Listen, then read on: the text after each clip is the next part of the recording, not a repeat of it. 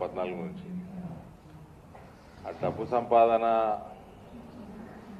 ఎక్కువైపోయి first year second year దాటినాక ఆ డబ్బు సంపాదించింది ఫ్రీ ఫినైల్ కదా, కొవ్వుగా మారుతుంది.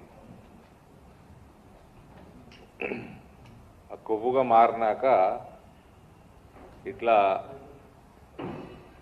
డెమోక్రసీని అణిచివేయడము,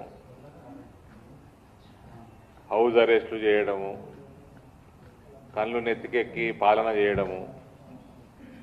కేసీఆర్ సమయంలోనేమో రాచరిక పాలన ఉండే, ఇప్పుడు అరాచకమైన పాలన మొదలైంది. రేవంత్ ఉద్దింది. ప్రథమంగా కామారెడ్డిలో ఎమ్మెల్యే కార్యాలయం మీద ఎమ్మెల్యే పైన దాడి చేయటం, బాన్స్వాడలో ఒక ప్రైవేటు సూపర్ మార్కెట్లో అక్కడ దాని యాజమాన్యం ఏదైనా పాటలు పెట్టుకుంటుంది, ఏదైనా భజనలు పెట్టుకుంటుంది. మేము స్పీకర్లు పెట్టుకొని ప్రపంచాన్ని డిస్టర్బ్ చేస్తలేము. పరీక్షల సమయంలో ఓడ అర్థం కాని ఏమేమో వస్తూ ఉంటాయి ఆ స్పీకర్లకి వెళ్ళి, ఓడికేమో అర్థం కాదు. 80% జనాభాకి అర్థం కాదు, న్యూసెన్స్ తప్ప ఏమి ఉండదాడ. ఆ న్యూసెన్స్ భరించమని మేము అంటలేము. సూపర్ మార్కెట్లో లోపల యాజమాన్యం ఏమి పెట్టుకోవాలంటే అది వాళ్ళ ఇష్టం. దాన్ని ఎవడో వచ్చి అక్కడ గొడవ చేసి, వాడు కేవలం మైనారిటీ సంబంధించినోడు కాబట్టి వాడిని నెత్తి మీద పెట్టుకొని ఇక్కడ ప్రభుత్వం పోలీసు వాళ్ళ మీద ప్రెషర్ బిల్డప్ చేసి హిందువుల మీద కేసులు బనాయించి చేసిందేమో తురుకోడు గొడవ. హిందువుల మీద కేసులు ఎక్కువవుతున్నాయి, హిందువుల మీద లాఠీ చార్జీలు అవుతున్నాయి. ఇది అందులో మళ్ళా అమ్మాయి మీద దౌర్జన్యం చేసిన వాడు తురుకోడు. లోపల ఆ సూపర్ మార్కెట్లో అమ్మాయి ఉంటే ఆమెతోటి దుర్భాష, అమ్మాయి మీద ఎగబడడం, మళ్ళా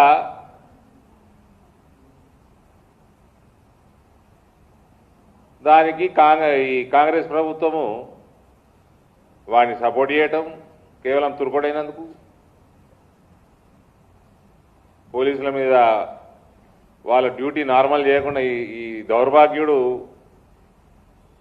ఈ రేవంత్ ఆయన దగ్గరే మళ్ళీ హోమ్ పోర్ట్ఫోలియో సిగ్గులేనోడు, సిగ్గు మానం మొత్తం వదిలేసిన దౌర్భాగ్యపు ముఖ్యమంత్రి. ఎవడన్నా I feel proud of naming myself Revanth Uddin అంటున్నాడండి.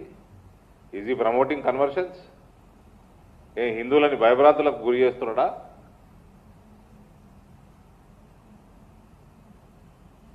ఒకవైపేమో ఈ రేవంత్ ఉద్దీన్ పాలన సిగ్గుమాలిన ముఖ్యమంత్రి, Congress is Muslim, Muslim is Congress, నన్ను రేవంత్ ఉద్దీన్ అనండి, నేను గర్వపడుతున్నా. ఈయన ముఖ్యమంత్రి అయినాక ఈయన బుద్ధి గడ్డి తిన్నట్టుంది.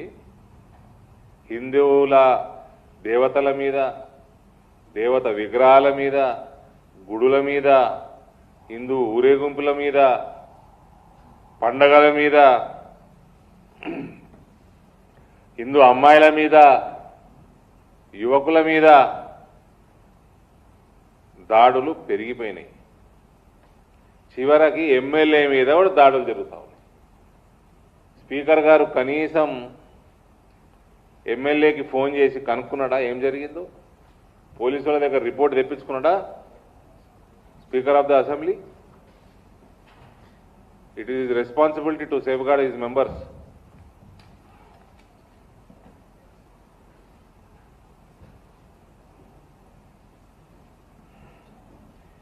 ఇవన్నీ చూసినాక హిందువులు ఐక్యంగా ఉండక తప్పదండి ఈ రాష్ట్రంలో.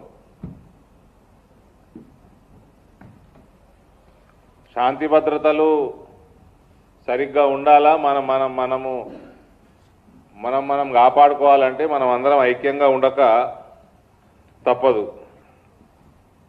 ప్రపంచం మొత్తం ఫోర్స్ఫుల్ కన్వర్షన్లు జరుగుతూ ఉన్నాయి.